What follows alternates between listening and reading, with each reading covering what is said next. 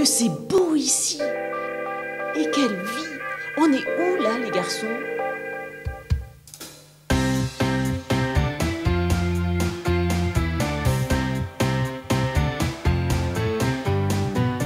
GG à tous, ça c'est la Terre, ou plutôt on est sous la surface de la mer. Regardez, c'est ici dans la barrière de corail que l'on trouve le plus grand nombre de zooxanthelles, et plus exactement là, à l'intérieur de certains coraux. Des zooxanthelles? Dis Jamin, c'est quoi les zooxanthelles? GG tout le monde. Alors les zooxanthelles, c'est pas compliqué. Ce sont des algues microscopiques et unicellulaires, c'est-à-dire composées d'une seule cellule.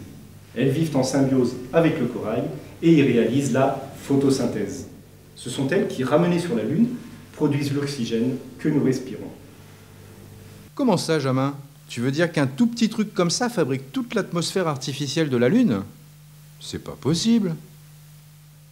Si c'est possible, car tu as devant toi non pas une, mais des millions de zooxanthelles. Depuis que nous avons migré sur la Lune, il nous a fallu trouver une solution pour créer notre atmosphère. Tiens d'ailleurs, regarde derrière toi, il y a du monde au travail. GG Laurent, alors, si je me trompe pas, tu es préleveur de zooxanthelles? Exactement, Freddy. Je récolte une partie des zooxanthelles présentes dans cette zone de corail. Je les prends avec mon analyseur qui les trie et les téléporte directement dans les bacs d'élevage sur la Lune. Mais alors, il ne reste plus pour le corail? Aucun risque, nos prélèvements sont très limités.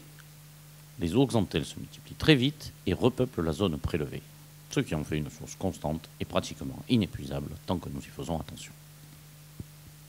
Tiens, tu veux essayer? Il te suffit de le diriger vers le squelette calcaire du corail, mais ne sors pas de la zone de prélèvement. Tiens, Jamin, je t'envoie une bouffée d'oxygène. Fais très attention. Ne casse surtout pas le corail car les zooxanthelles et le corail vivent ensemble de manière très sympathique. C'est ça, Jamin? Mais non, symbiotique. Une symbiose, c'est quand deux espèces vivent en dépendant l'une de l'autre. Ici, les zooxanthelles ont besoin du corail comme abri et se servent de ses déchets comme source de nourriture. En échange, le corail est propre et alimenté en oxygène. Merci Laurent, tata. En gros, Jamin, les zooxanthelles sont les poumons du corail. À peu près. Comme on l'a vu, les zooxanthelles sont des végétaux.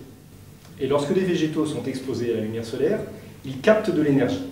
Cette énergie leur permet de transformer le dioxyde de carbone et l'eau en glucose, et cela libère de l'oxygène. Regarde, Jamin, ici, il n'y a pas que des préleveurs de zooxanthelles. Il y a aussi des personnes qui travaillent à la préservation de ce qui existe. GG, Claire, quelle est ta mission sur le récif? GG Freddy.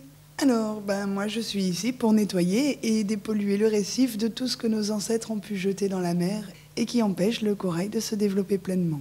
Depuis 2000 ans que l'homme ne vit plus sur la Terre, il reste encore pas mal de déchets. Mais à l'époque, on ne savait pas que la mer ne nettoie pas tout.